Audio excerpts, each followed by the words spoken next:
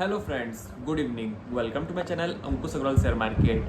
तो जो एंटिसिपेट हम लोग किए थे वही हुआ। आज 31st और 31st का करिश्मा दिख गया क्योंकि मार्केट गिर गया। और ऐसा हम लोग आप बोलोगे कि सेम बात तो आप डेली बोल रहे हो और 2-3-4 महीना से बोल रहे हो, तो प्रॉब्लम वाली बात ये नहीं है कि सेम बात को बोल रहे हैं। मेरे को लगता है तो अच्छी बात है कि अगर हम लोग कुछ चीज़ गैस कर और वो करेक्ट हो रहा है, तो अगर हम लोग जैसे कि 3-4-5 महीना से कंटिन्यू ये ट्रेंड को फॉलो कर रहे हैं कि जो लास्ट वीक रहता है मंथ का उसमें स्लो डाउन हो जाता है मार्केट, और जब फर्स्ट वीक रहता है तो उसमें कहीं ना कहीं स्पाइक अप करता है।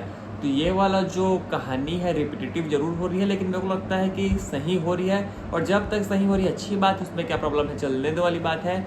लेकिन आईपीओ वाला में जो कहानी चल रही थी कि लेंसकार्ट का आईपीओ बहुत ज़्यादा एक्सपेंसिव है, महंगा है, पी रेशियो हाई है, और उसका जो प्रोमोटर अच्छा से नहीं बता रहा है क्या करना चाहिए। लेकिन ये सब पूरा पीछे रह गया और फर्स्ट शो में ही पूरा फुल्ली बुकड हो गया, फुल्ली मतलब सब्सक्राइब हो गया।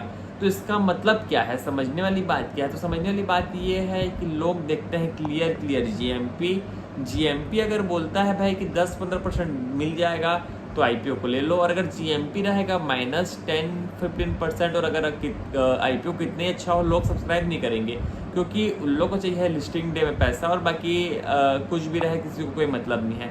लेकिन पहले जीएमपी में ही लोग पैसा कमा लेते थे, मतलब बिफोर आईपीओ, जब ग्रे मार्केट में जब शेयर के प्राइस के सौदा होते थे। क्योंकि पहले जब उस समय बहुत पहले की बात बता रहे हैं, उस समय क्या होता था कि जो ग्रे मार्केट में सौदा होता था उसमें किसी को मार्जिन नहीं लगता था, और मार्जिन नहीं लगता था तो किसी का कैपेसिटी, फॉर एग्जांपल अगर मेरी 1 करोड़ की कैपेसिटी है तो मैं 10 करोड़ का पोजीशन ले लिया, किसी की 10 करोड़ की पोजीशन है तो 100 करोड़ का पोजीशन ले लिया। तो वैसा खेल उस समय चलता था। लेकिन आज की डेट में तो आईपीओ के बाद लोग जीएमपी को देख के करते हैं कि कैसे क्या होगा, लेकिन this is how the things are.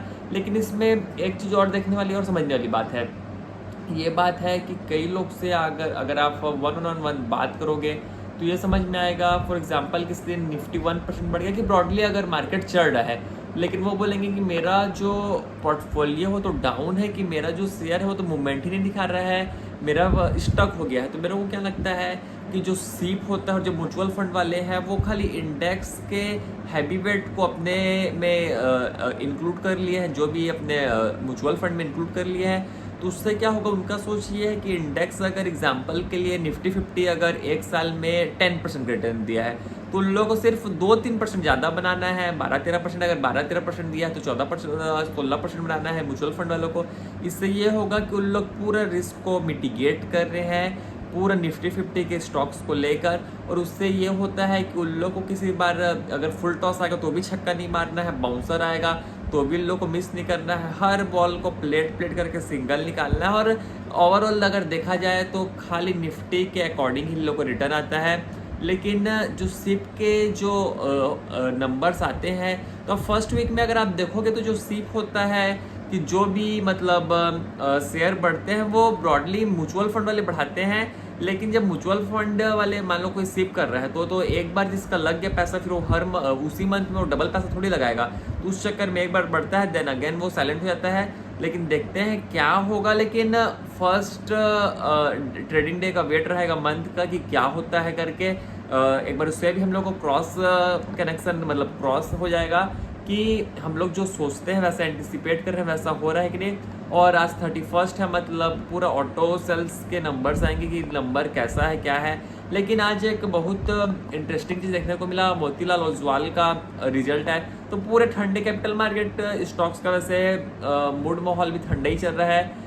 Bottom line ठंडा हो गया, टॉप लाइन ठंडा हो गया। और अगर किसी ब्रोकर कंपनी को देखोगे तो 40-45% का ग्रॉस मार्जिन इन लोग का रहता है।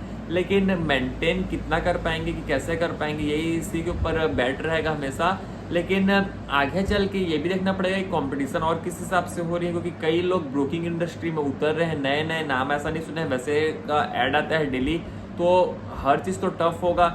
जीरोधा वाले का बोलते हैं कि पहले से लोग का भी जो मार्केट शेयर था कुछ डाउन हो गया है, और बॉटम लाइन भी कुछ डाउन हो गया। और इसी वो में ग्रो आईपीओ ला रहा है, 4 नवंबर से लोग का आईपीओ स्टार्ट हो जाएगा। तो जो मार्केट से इतना पैसा निकल रहा है, लेंसकार्ट पैसा निकाल रहा है, ग्रो निकाल रहा है, और 2-3 आईपीओ अंडरगोइंग चल रहे हैं। तो इसमें देखना पड़ेगा कि जो मार्केट से पैसा सकिन होगा तो मार्केट में क्या इंपैक्ट पड़ेगा। लेकिन देखते हैं क्या होता है। यहीं तक रखते हैं, आपसे मंडे को फिर मुलाकात होगी, तब तक के लिए थैंक यू।